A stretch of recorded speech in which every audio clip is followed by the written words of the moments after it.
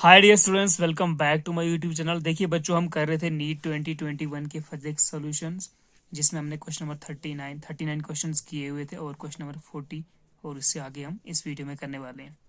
Okay, तो चलिए direct start करते हैं हम क्वेश्चन नंबर 40 से। देखिए क्वेश्चन नंबर 40 आपके पास क्लास 11th फिजिक्स से आया हुआ है और काफ़ी अच्छा क्वेश्चन है, थोड़ा मैथमेटिकल है बट बहुत अच्छा क्वेश्चन है। देखिए कहता है a uniform rod of length 200 centimeter and mass 500 gram is balanced on a wedge placed at 40 centimeter mark।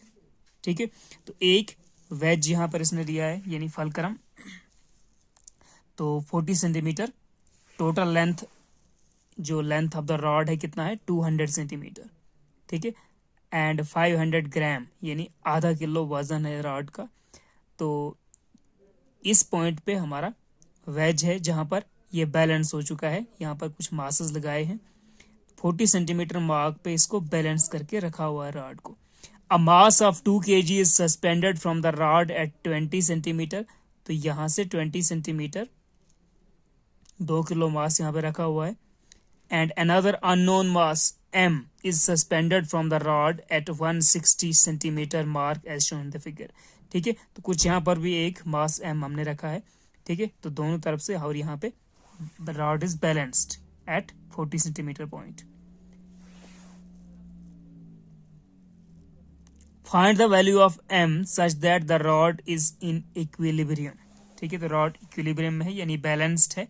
तो हमें कैसे फाइंड करना है कि ये मास कितना है। ठीक है, तो उसके लिए हमें सेंट्रा मास, ठीक है, जो टोटल लेंथ यहाँ पर अगर 200 सेंटीमीटर रॉड है तो इसको सेंट्रा मास 100 सेंटीमीटर पे होगा और वेज बैलेंस 40 सेंटीमीटर पे हो रहा है। तो अगर इक्विलिब्रियम पोजीशन है तो हमारा बैलेंसिंग पोजीशन के लिए हम क्या निकालते हैं, ऐसे केस में हम निकालते हैं टार्क। ठीक है, तो टार्क हमारा दोनों तरफ से इक्वल आना चाहिए, यानी टार्क यहाँ पर ओवरऑल टार्क शुड बी 0। ठीक है, नेट टार्क 0 आना चाहिए।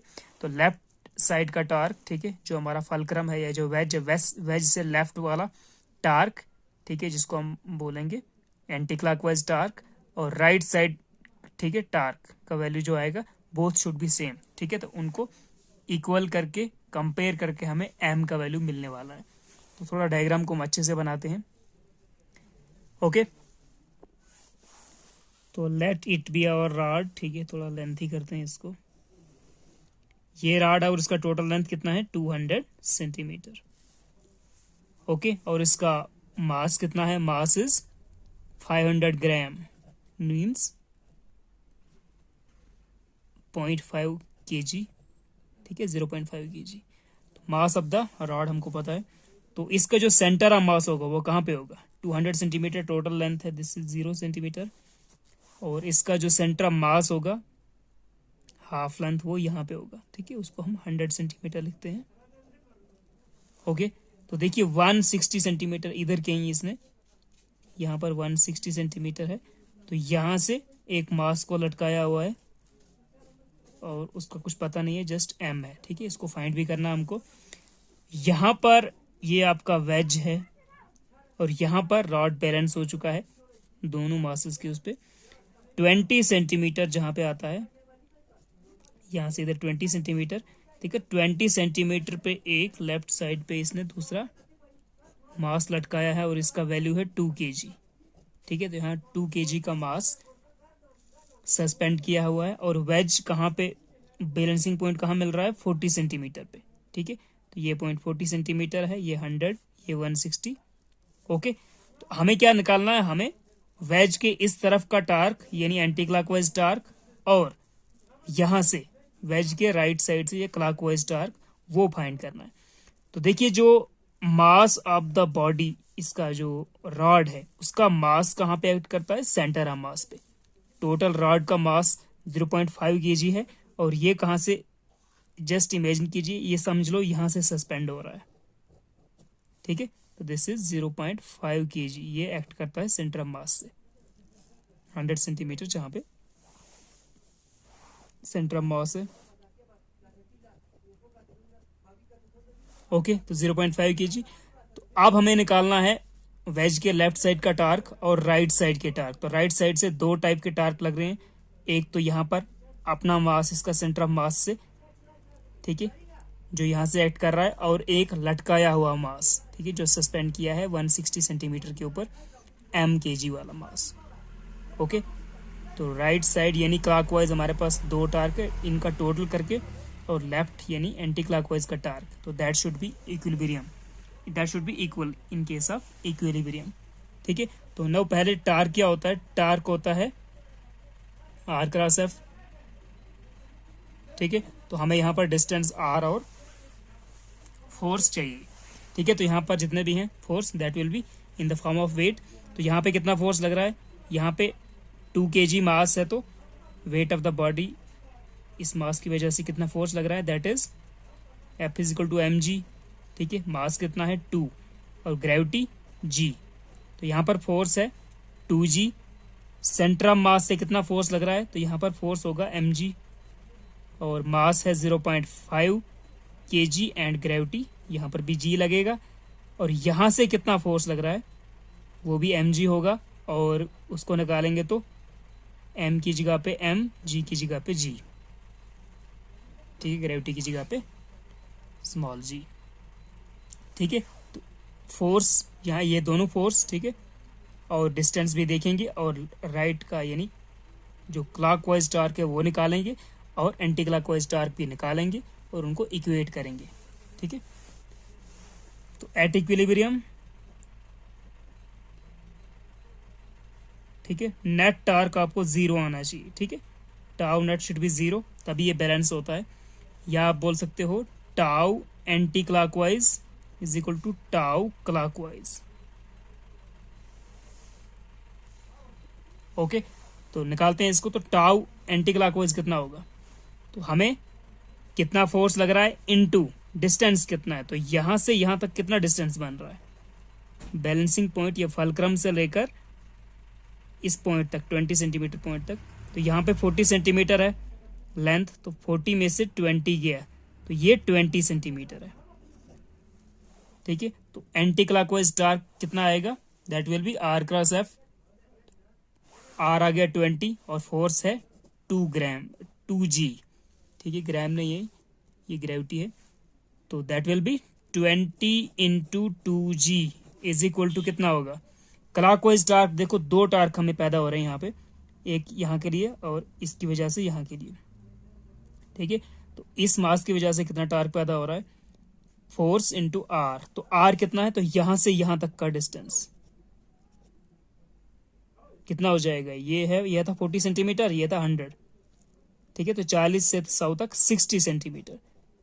ठीक है, तो यहाँ पर आर आपको मिल रहा है 60, तो 60 इंटू 60 सेंटीमीटर इंटू फोर्स कितना है? 0.5g, 0.5 इंटू ग्रेविटी, प्लस यहाँ पे दूसरा टार्क भी है राइट साइड से। ओके, तो इसका डिस्टेंस कितना होगा? इस पॉइंट का डिस्टेंस यहाँ से है, वेज से, तो यहाँ से यहाँ 60 है, और 100 से 160, ये भी 60, तो 60 प्लस 60, यहां से यहां तक डिस्टेंस है 120 का। ठीक है, या आप ऐसे कर सकते हो 160 माइनस 40 कर लो, 160 माइनस 40 120, या यहां से यहां 60 है, और 60 प्लस 60 120, तो डिस्टेंस आ गया 120 into r cross f, r into F, distance r 120, force कितना है इस मास की वजह से? mg, weight of the body acting vertically downwards, तो mg। ठीक है, आप देखते हैं कुछ कॉमन निकलता है या कैंसिल होता है। देखिए g कॉमन आएगा इधर से भी और इन दोनों से भी, तो g एंड g कैंसिल हो जाएगा। कितना बचेगा यहाँ पे? 20 इंटू 2 40, सो ये बनेगा 60 इंटू 0.5 करोगे, ये 30 आएगा। ठीक है, 30 प्लस 120 m, ये 40 है, तो 40 minus 30 is equal to 40 minus 30, 40 minus 30, ठीक है, 30 इधर लिया लेफ्ट पे, ये आ गया 40, 40 minus 30 is equal to 120 into mass, तो ये कितना हो गया? 10/120 इज इक्वल टू मास का वैल्यू निकल गया। तो mass is equal to, it implies m is equal to 1/12, ठीक है। तो 1/12 या इसको आप डिवाइड करोगे तो कितना आएगा, this will be 0 point something. देखते हैं कोई 1/12 वाला आंसर तो नहीं है। हाँ 1/12 है आंसर में, थर्ड ऑप्शन, ठीक है, ऑप्शन नंबर 3, 1/12 kg, ठीक है। तो ये था आपका क्वेश्चन, बहुत अच्छा क्वेश्चन था। इसी बेस पे नेक्स्ट टाइम भी क्वेश्चन आ सकता है 1-2 साल के बाद फिर से, या इसी एरिया से फिर से next time next year question repeat भी हो सकता है। अब चलते हैं क्वेश्चन नंबर 41 पे नेक्स्ट। तो देखिए यहाँ पर क्वेश्चन नंबर 41 ले रहे हैं।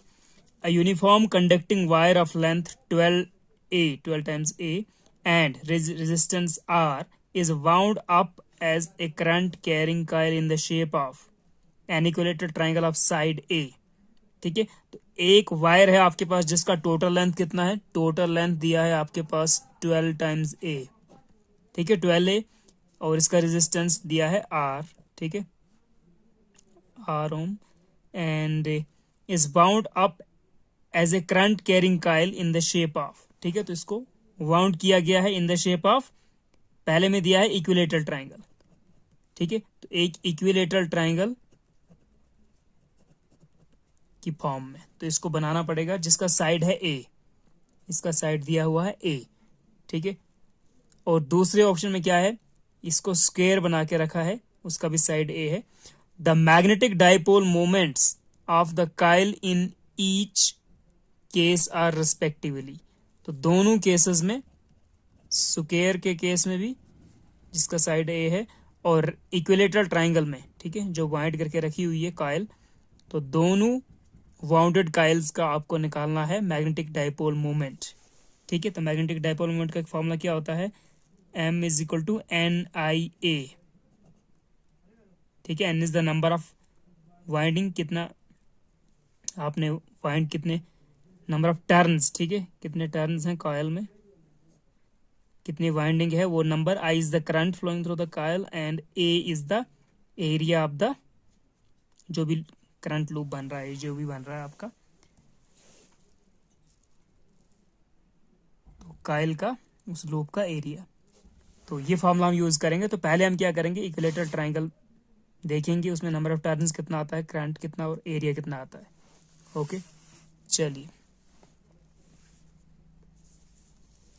तो देखिए हमारे पास ऐसे एक ट्राइंगल है कि this is equilateral triangle, side is a, ठीक है। तो ए कितना हो गया, तो यहाँ पर 3A हमें लेंथ यहाँ पर अकाउंट हो रहा है, लेकिन इसने बोला था टोटल लेंथ काइल का है 12A, तो हमें इसका मतलब इसको और टर्न करने पड़ेंगे, इसको और वाइंडिंग करनी पड़ेगी।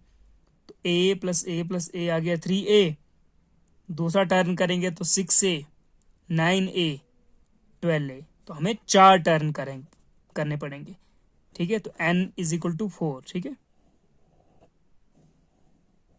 इस तरह बनेगा हमारे पास 4 टर्न्स, ठीक है, नंबर ऑफ टर्न्स 4 होंगे। और I is I, and area कितना होगा, तो area of equilateral triangle is क्या होता था, √3/2 होता है कि 4 होता है, √3/4, एंड जो इसका साइड है, साइड का square, this is the area of triangle. तो क्या बनेगा इसका मैग्नेटिक डाइपोल मोमेंट, तो magnetic dipole moment is equal to NIA, N कितना है 4, I कितना है, करंट I ही बोला गया है, बोला ही नहीं बट I ही है, and area is √3/4A square, A is the side of equilateral triangle, and ये कैंसिल हो जाएगा, कितना आएगा, I √3 को पहले लिखो, √3IA square, √3IA square, this is triangle के केस में। अब दूसरा इसने बोला था कि स्क्वायर रखना है, स्क्वायर की फॉर्म में रखो काइल को। तो अगर आप स्क्वायर बनाते हैं काइल का ऑफ साइड ए, ठीक है, तो इसमें 4A यूज हो रहा है, लेकिन टोटल लेंथ है काइल का 12A, दूसरा राउंड करेंगे तो 8A, तीसरा वाइंडिंग करेंगे तो 12A, तो यहाँ पर नंबर ऑफ टर्न्स बनेंगे कॉइल में 3, ठीक है। और एरिया ऑफ स्क्वायर क्या होता है, साइड का स्क्वायर, ठीक है, side square means A square, ठीक है, A स्क्वायर आएगा एरिया तो इसका मैग्नेटिक डाइपोल मोमेंट कितना बनेगा, NIA, magnetic dipole moment is equal to NIA, number of turns into current into area of the loop. तो n कितना है इस वक्त 3 है, into current I, A square, तो ये बन गया 3IA स्क्वायर। ठीक है, तो स्क्वायर के लिए जो मैग्नेटिक डाइपोल मोमेंट है दैट इज 3IA स्क्वायर, और ट्राइंगल के लिए जो मैग्नेटिक डाइपोल मोमेंट है दैट इज √3IA स्क्वायर। ठीक है, तो ये दो वाले ऑप्शन हमें देखने हैं। सो ट्राइंगल का √3IA स्क्वायर, अंडर रूट ये वाला ट्राइंगल के लिए, और 3IA स्क्वायर स्क्वायर के लिए मैग्नेटिक डाइपोल मोमेंट। ठीक है, और यही इसने पूछा था। ठीक है, तो ये वाला फार्मूला मैग्नेटिक डाइपोल मोमेंट का जस्ट यूज करना था, और बस नंबर ऑफ टर्न्स यहाँ पर आपको मिल जाएंगे, और एरिया आपको पता है तो सिंपली आपको क्वेश्चन निकल जाएगा। आप चलते हैं क्वेश्चन नंबर 42 के ऊपर। क्या कहता है question number 42? A car starts from rest and accelerates at 5 metre per second square. तो सबसे पहले कहता है कि कार स्टार्ट्स फ्रॉम रेस्ट, तो इनिशियल वेलोसिटी कितना है, 0 दिया हुआ है। ठीक है, at time t is equal to 0, so it accelerates at 5 metre per second square, तो एक्सेलरेशन दिया हुआ है 5 metre per second square. Okay, उसके बाद कहता है at time t is equal to 4 second, 4 second के बाद a ball is dropped out of the window by a person sitting in the car. ठीक है, तो छोटा सा डायग्राम बना लेते हैं। तो देखिए स्टार्टिंग में हम मानते हैं कि सपोज ए कार, ठीक है, स्टार्टिंग में ये रेस्ट पे था at time t is equal to 0, तो after t is equal to 4 second पे यहां पे पहुंच जाता है। ठीक है, तो at t is equal to 4 second, यहां पर हमें इसका पहले वेलोसिटी निकालना है। तो यहां से बोलता है 4 सेकंड के बाद कार से हम ड्रॉप करते हैं एक बॉल। ठीक है, तो एक बॉल ड्रॉप करते हैं। What is the velocity and acceleration of the ball at t is equal to 6 second? तो बताओ भाई t is equal to 6 second पे बॉल का क्या वेलोसिटी होगा नेट, एंड बॉल के पास कितना नेट एक्सेलरेशन होगा। ठीक है, तो बॉल का एक्सेलरेशन और वेलोसिटी हमको बताना है। ओके, सबसे पहले यहां पर इनिशियल वेलोसिटी 0 है, और इसका एक्सेलरेशन कितना था, 5 मीटर पर सेकंड स्क्वायर दिया हुआ है, 5 दिया हुआ एक्सेलरेशन। तो यहां पर 4 सेकंड के बाद इस पोजीशन में कितना वेलोसिटी होगा, that is calculated as v is equal to u plus at से निकाल सकते हैं। u इनिशियल वेलोसिटी 0 है, प्लस एक्सेलरेशन कितना है, 5 का पैदा हो रहा था, तो एक्सेलरेशन 5 इंटू टाइम 4 सेकंड के बाद बोला है 4 सेकंड, तो 5 4 जा 20 मीटर पर सेकंड। तो जो वेलोसिटी है बॉडी का 4 सेकंड के बाद इसका कार का वेलोसिटी, ठीक है, तो कार का वेलोसिटी 4 सेकंड के बाद कितना होगा, that will be v is equal to 20 metre per second. ठीक है, अब जैसे बॉल को ड्रॉप किया, ठीक है, तो बॉल को हॉरिजॉन्टली वही वेलोसिटी मिलेगा, बॉल को भी वेलोसिटी मिल गया हॉरिजॉन्टली 20 मीटर पर सेकंड। ठीक है, लेकिन बोलता है at time t is equal to 6 second, 6 second के बाद 6 सेकंड के बाद बॉल का वेलोसिटी बताओ और एक्सेलरेशन बताओ। ठीक है, तो at time t is equal to 4 second ball के पास 20 मीटर पर सेकंड वेलोसिटी होगा उसके बाद। ठीक है, और उसके पास हॉरिजॉन्टली है ये। ठीक है, तो ये जो हॉरिजॉन्टल वेलोसिटी उसको मिला 20 मीटर पर सेकंड। ठीक है, कार की वजह से जो कार का वेलोसिटी था। ठीक है, तो 2 सेकंड तक वही वेलोसिटी चलेगा, बट जैसे उसको ड्रॉप किया बॉल को, तो बॉल के ऊपर वेट ऑफ द बॉडी, ठीक है, वो एक्ट करने लगा, ग्रेविटी एक्ट करने लगी। ठीक है, तो जी एक्ट कर रहा है बॉल के ऊपर। ठीक है, तो इसका मतलब डाउनवर्ड वेलोसिटी होगा बॉल के ऊपर, वो भी पैदा हो जाएगा। उस वेलोसिटी को हम नाम देते हैं वी वाई, ये वाई एक्सिस पे, इसको एक्स एक्सिस पे। ठीक है, इसको आप वी एक्स मान लीजिए। ठीक है, horizontally, and downward y axis के लिए वी वाई।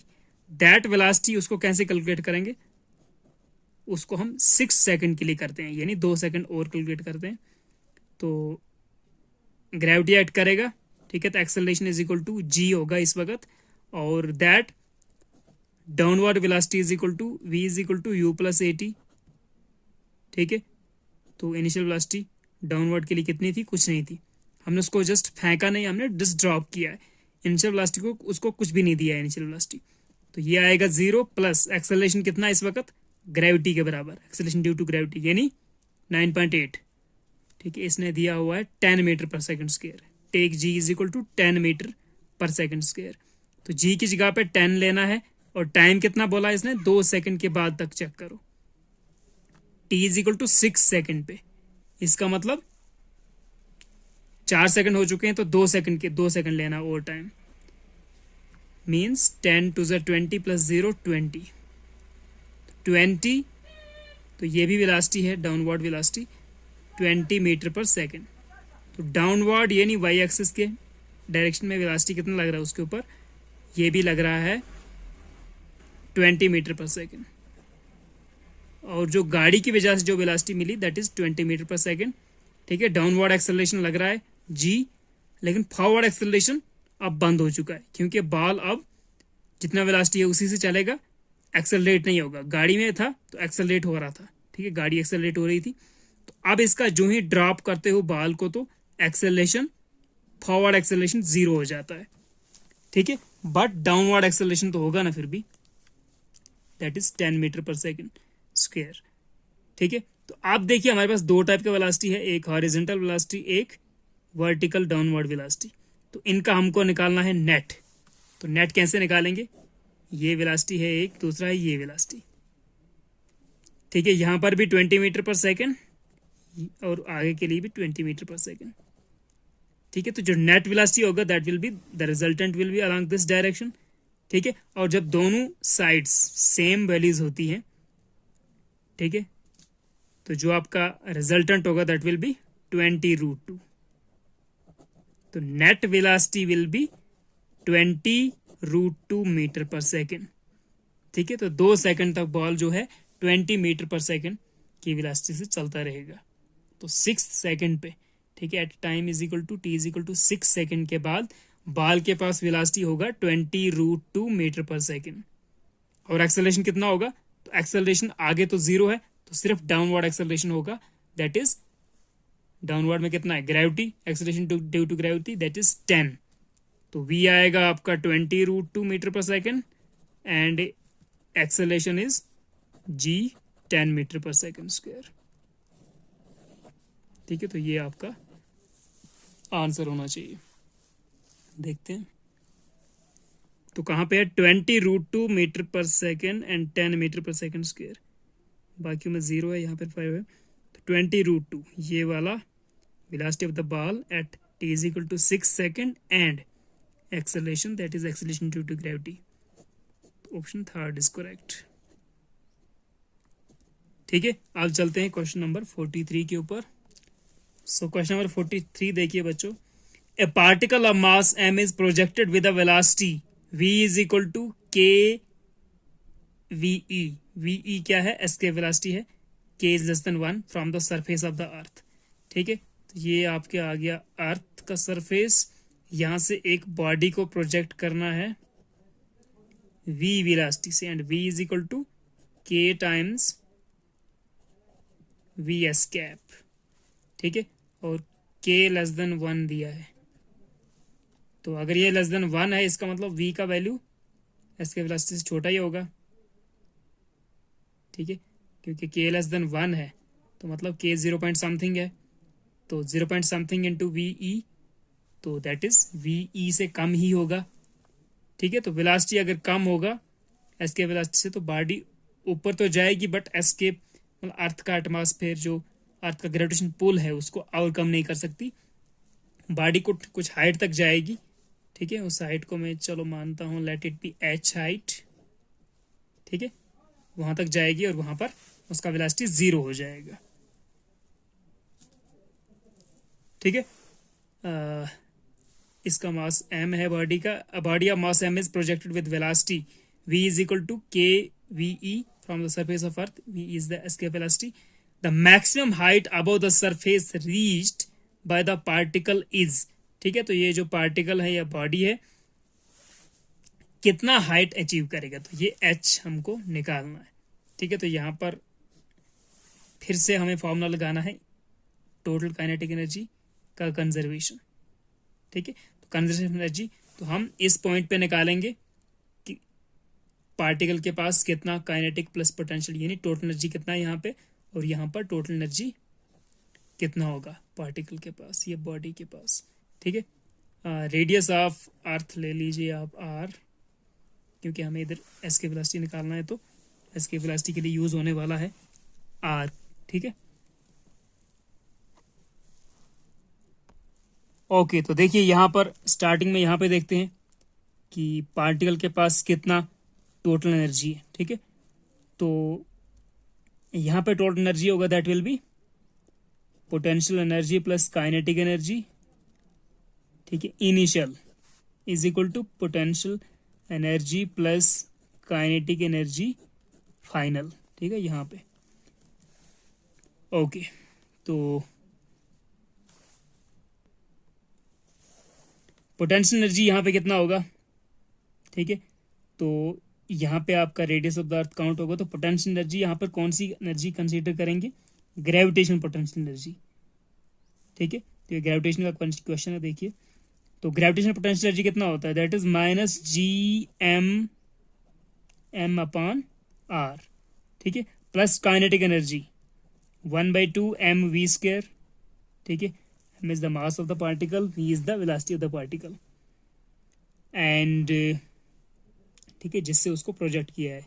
तो वेलोसिटी की जगह पे ये वैल्यू पुट करना है, is equal to potential energy कहाँ पे, फाइनल पोजीशन पे, यहाँ पे। तो यहाँ पर gravitation potential energy is minus GM upon, अब यहाँ पे आपको देखना है टोटल हाइट, यानी सेंटर टू सेंटर हाइट। तो ये पार्टिकल तो जस्ट पार्टिकल है, तो अर्थ के सेंटर से लेकर पार्टिकल के सेंटर तक, तो रेडियस प्लस ये हाइट, तो टोटल आपका डिस्टेंस आर आपको हो जाएगा आर प्लस एच, ठीक है, प्लस काइनेटिक एनर्जी, ठीक है। तो यहां पर बॉल का जो वेलोसिटी जाकर जब एच हाइट पे पहुंच जाएगा बॉल, ठीक है, तो वहां से स्टॉप हो जाएगा, वहां पर वेलोसिटी 0 हो जाएगा, एंड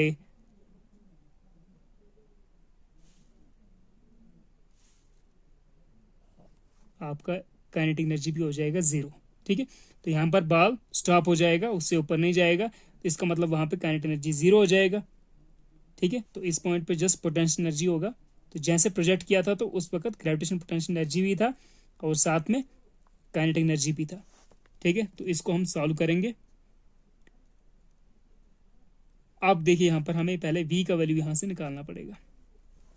तो ये v क्या था, v is equal to k times v, तो v था आपका k times v, escape velocity is equal to k times escape velocity का फॉर्मूला क्या होता है, escape velocity is equal to under root of twice GM बटा r।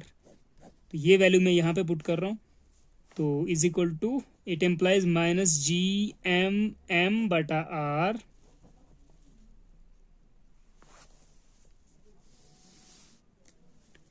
Plus 1/2 m into v² आ जाएगा k और इसका स्क्वायर, तो k का स्क्वायर इंटू अंडर रूट और स्क्वायर कैंसिल हो जाएगा, t आ जाएगा 2GM बटा r is equal to right side पे आपके पास माइनस GM बटा r प्लस h है, ठीक है।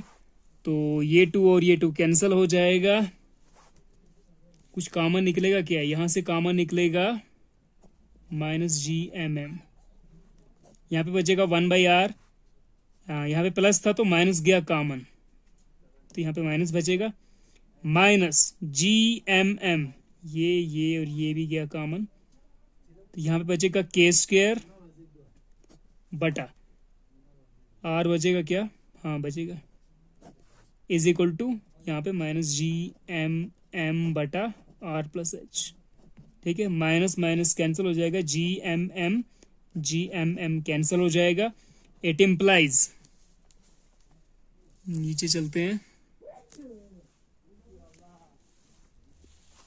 8 इम्प्लाइज कितना आ जाएगा, इसको कंबाइन कर लीजिए तो this is 1 minus k square बटा एलसीएम आर रहेगा इज इक्वल टू यहाँ पे 1 अपॉन आर प्लस एच है। तो इट इम्प्लाइज क्रॉस मल्टीप्लाई कर दें, क्या किया जाए, ठीक है। तो r plus H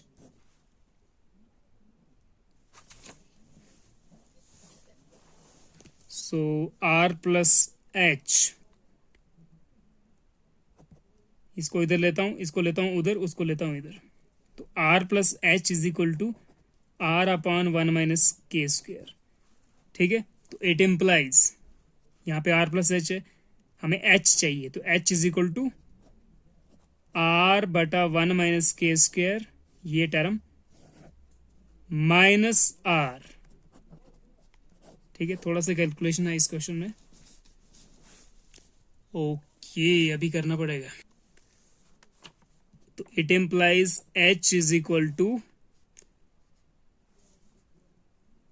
R common जाएगा, 1 अपॉन 1 माइनस के स्क्र माइनस 1, ठीक है। इसको सिंप्लीफाई करते हैं, आर इंटू इसको करो 1 माइनस, ये माइनस है तो 1 minus k square upon 1 minus k square. तो और सिंप्लीफाई करते हैं, आर इंटू 1 माइनस 1 हो जाएगा कैंसल, ठीक है। तो माइनस और माइनस हो जाएगा प्लस, तो यहाँ पर बचेगा प्लस के square upon 1 minus k square. तो ये है आपका सॉल्यूशन। तो इतनी हाइट कवर करेगा मैक्सिमम, ठीक है। इतना ऊपर जाएगा बॉल, जो पार्टिकल है, ये बॉडी है, ये बॉल है जो भी। तो h is equal to r into k square बटा 1 माइनस के स्क्र, ठीक है। तो ये देखना पड़ेगा कौन सा। सो ऑप्शन नंबर 3 है, ठीक है, आर इंटू के स्क्र बटा 1 माइनस के स्क्र, ठीक है। Question option number 3 is correct. Question number 44 देखते हैं। So question number 44, 27 drops of the same size are charged at 220 volt each, ठीक है। तो छोटे छोटे ड्रॉप्स दिए गए हैं 27 सेम साइज के ड्रॉप, ठीक है, जिनका चार्ज है 220 volt each. They combine to form a bigger drop, calculate the potential of the bigger drop, ठीक है। तो इसके लिए आपको शॉर्टकट मेथड यूज करना था। जस्ट जब भी आपको potential of the bigger drop, capacitance of the bigger drop, या सिंपली चार्ज या radius of the bigger drop, तो वहां पर आप जस्ट डायरेक्टली फॉर्मूला यूज कर सकते हैं, ठीक है, शॉर्टकट मेथड पे, ठीक है। अदरवाइज आपको थोड़ा निकालना पड़ेगा, पहले radius of the bigger drop निकालना है, चार्ज ऑफ द ड्रॉप, ठीक है, पोटेंशियल ऑफ द ड्रॉप। तो इसके लिए डायरेक्ट फॉर्मूला होता है, देखिए आपके potential of the bigger drop is equal to n power 2/3 potential of the individual drops, ठीक है, ये होता है। और अगर कैपेसिटेंस आपको निकालना होता है बिगर ड्रॉप का, तो that is given by c is equal to n की power 1/3 into capacitance of individual drop, ठीक है। अगर उनका कैपेसिटेंस सबका c है तो उनका नंबर का पावर 1/3 करो, उससे मल्टीप्लाई करो, आपको मिलेगा capacitance of the bigger drop, ठीक है। यहाँ ऐसे ही अगर potential of the each drop is small v, या v जितना भी है, यहाँ पर 220 दिया है जैसे क्वेश्चन में, तो उसको n power number of drops, ठीक है, नंबर ऑफ स्मॉलर ड्रॉप्स का 2/3 कर दो, उसके साथ पोटेंशियल मल्टीप्लाई करो हर एक का, ठीक है। तो वो मिल जाएगा आपको potential of the bigger drop, ठीक है, potential of the bigger drop. तो ये फॉर्मूला हमें यहाँ पे यूज करना, तो क्या हो जाएगा, potential of the bigger drop is equal to number of drops कितने हैं, स्मॉलर ड्रॉप्स 27 है, तो 27 का power 2/3 into potential of the each drop is 220 volt, ठीक है। तो ये कितना आ जाएगा, this will come out to be 27 को क्या लिख सकते हो आप, 27 को आप लिख सकते हैं,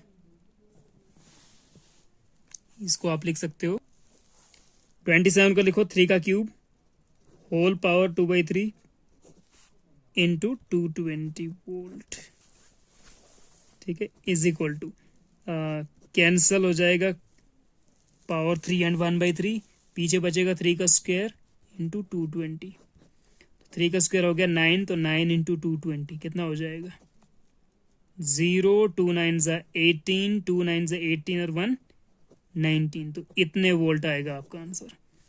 तो potential of the bigger drop is 1980 volt.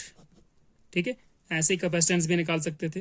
ठीक है, अगर चार्ज निकालना होगा आपको, तो charge is n times charge on each drop. अगर रेडियस निकालना होता तो वो आता है 3 टाइम्स r। ठीक है, इस केस में आता। तो वो वैल्यू आप पुट कर सकते थे, और potential is equal to 1/4 pi epsilon naught q upon capital r, ये वैल्यू पुट कर सकते थे, ऐसे भी निकल सकता था।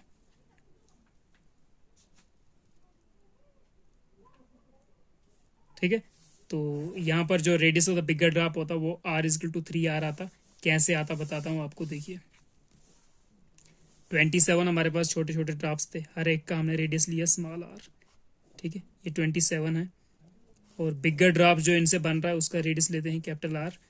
तो देखिए जो ईच ड्रॉप का वॉल्यूम होगा that is given by 4/3 pi r cube. ठीक है, और बड़े ड्रॉप का भी वॉल्यूम कितना होगा 4/3 पाई कैपिटल R क्यूब। ठीक है, तो इसका मतलब 27 वॉल्यूम्स को multiply 27 into volume of each drop is equal to bigger drop का वॉल्यूम। तो 27 into 4/3 pi small r cube. ठीक है, small r radius of the small drop is equal to होना चाहिए 4/3 pi r cube, bigger drop का volume. ठीक है, 27 times volume of the small drop is equal to volume of the bigger drop. ठीक है, 4/3 pi cancel 27 small r cube is equal to r cube.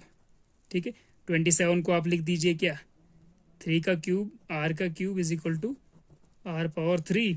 तो r is equal to ये 3r का cube कर दो इसको। ठीक है, r cube is equal to 3r का क्यूब, क्यूब क्यूब कैंसिल, तो r is equal to 3r। ठीक है, ऐसे आपको रेडियस मिल जाता।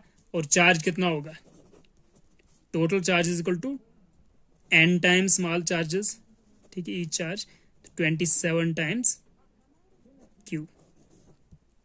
ठीक है, तो देयरफॉर जो वॉल्यूम क्या बोलते हैं potential of the bigger drop that will be v is equal to 1/4 pi epsilon naught q upon r is equal to 1/4 pi epsilon naught. q कितना होगा 27 टाइम्स q, एंड रेडियस कितना होगा 3 times r।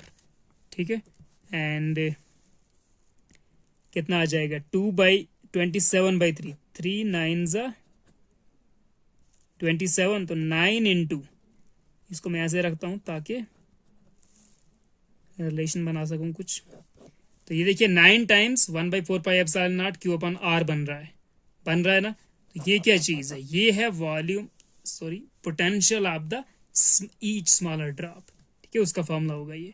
तो इसका मतलब 9 times potential of smaller drop वो था 220 volt. तो 9 इंटू 220 करोगे तब भी आपके पास आ जाएगा 1980 वोल्ट। ठीक है, लेकिन यहाँ पर यही मेथड है अगर ड्रॉप्स के केस में, चार्ज ड्रॉप्स।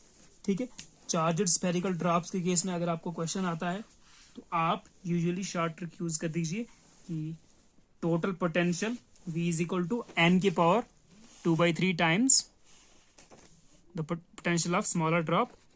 अगर आपको कैपेसिटेंस आता है तो कैपेसिटेंस के लिए capacitance of bigger drop c is equal to n के power 1/3 times capacitance of smaller drop. ठीक है, तो ये फॉर्मूले आपको यहाँ बहुत काम के थे। ठीक है, तो अब हम नेक्स्ट क्वेश्चन करते हैं। सो नाउ देखिए क्वेश्चन नंबर 45 है हमारे पास। एन LCR सर्किट नहीं, a series LCR circuit containing 5 Henry inductor, 80 microfarad capacitor and 40 ohm resistor is connected to a 230 volt variable frequency AC source.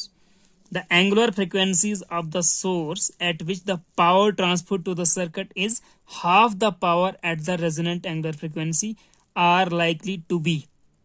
ठीक है, तो LCR सीरीज सर्किट केस आया हुआ है और बोला है, क्या पूछा गया है, the angular frequency of the source, angular frequency निकालना है at which the power transfer to the circuit is half the power at the resonant frequency.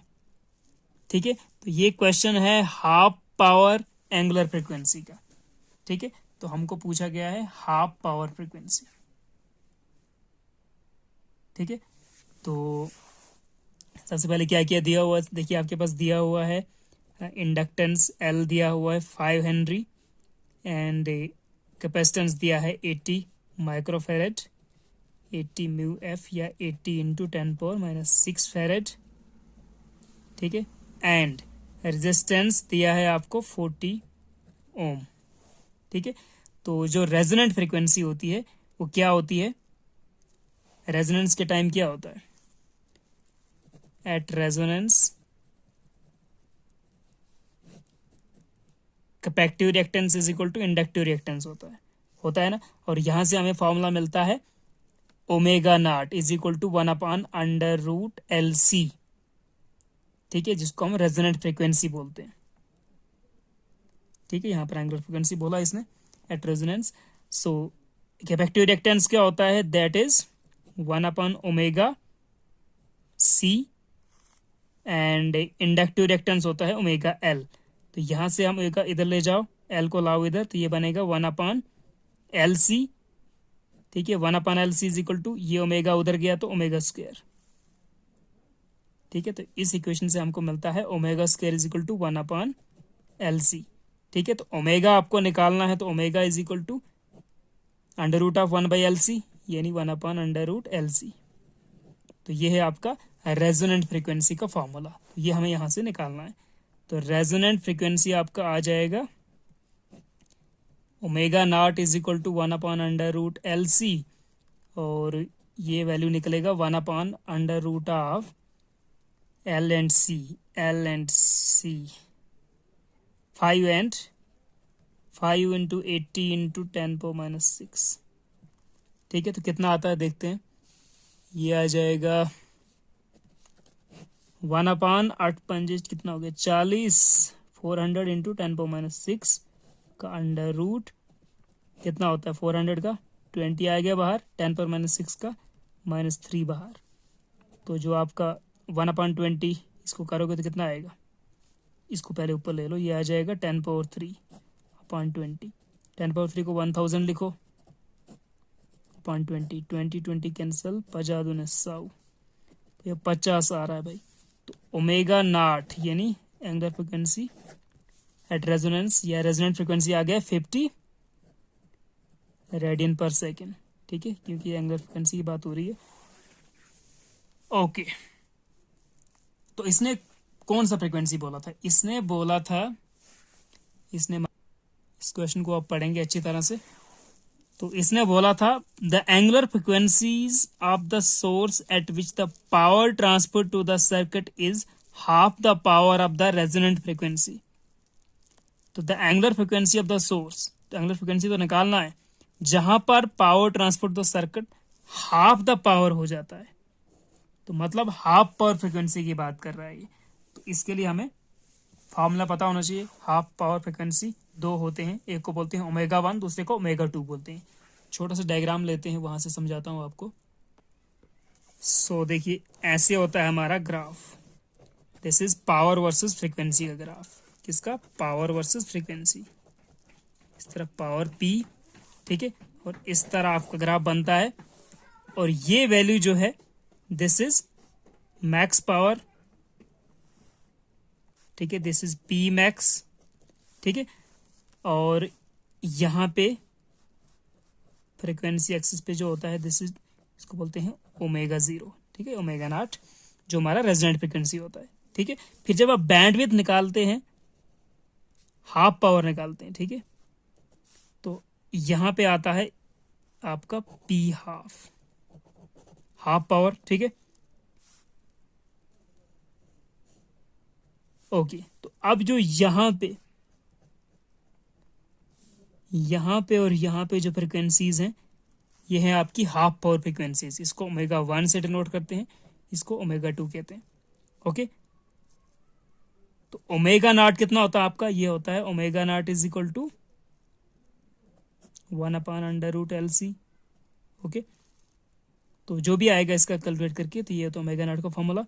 तो ये होती है आपकी bandwidth, this is bandwidth. Okay, तो omega naught का formula क्या होता है, ओमेगा नॉट का फॉर्मूला होता है omega naught minus omega naught का फॉर्मूला नहीं, ओमेगा 1 का formula. Omega 1 is equal to left side पे जो आपका, ठीक है, ओमेगा नॉट के लेफ्ट पे जो फ्रीक्वेंसी है, half power frequency, that is omega naught minus R/2L होता है।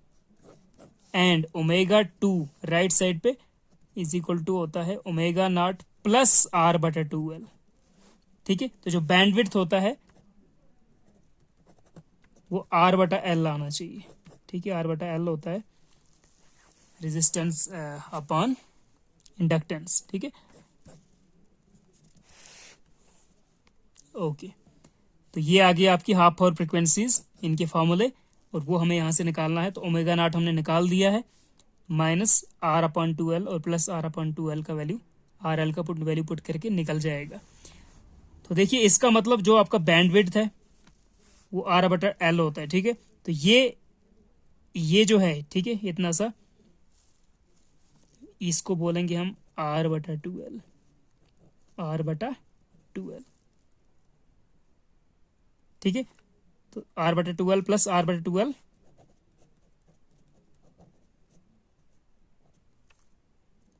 R/L आना चाहिए। ठीक है, तो ये करता क्या है एक्चुअल में, दिस माइनस दिस। ठीक है, इसको ऐसे करेंगे, अगर बैंडविड्थ आपको निकालना है तो that is omega 2 minus omega 1। तो bandwidth is equal to omega 2 minus omega 1। Omega 2 होता है omega 0 plus R/2L minus R omega 1, omega 0 minus R/2L। तो ये हो जाएगा माइनस ओमेगा 0 माइनस और माइनस प्लस R/2L। ये ओमेगा 0 प्लस R/2L चल रहा है।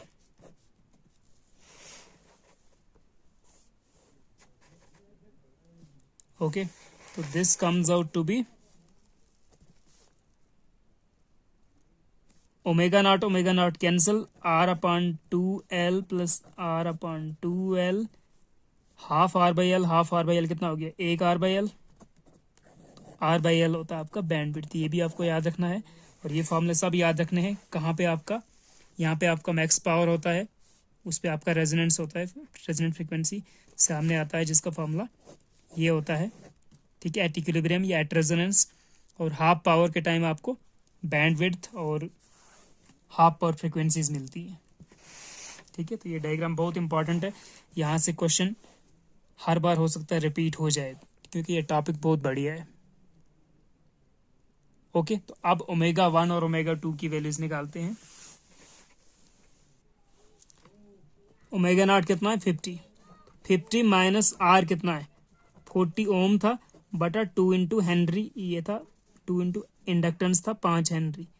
ठीक है, तो 2 5 से 10, दिस इज 50 माइनस 40/10, 4, 50 में से 4 गया तो 46 रेडियन पर सेकेंड आ रहा है आपका लेफ्ट वाला हाफ पावर फ्रीक्वेंसी। एंड ये आ जाएगा 50, तो ये कितना आ रहा है, ये 4 आ रहा था, तो इसमें प्लस 4 ऐड हो जाएगा, क्योंकि ये वैल्यू फिर से 4 आएगा R/2L का, तो ये आ जाएगा 54 रेडियन पर सेक।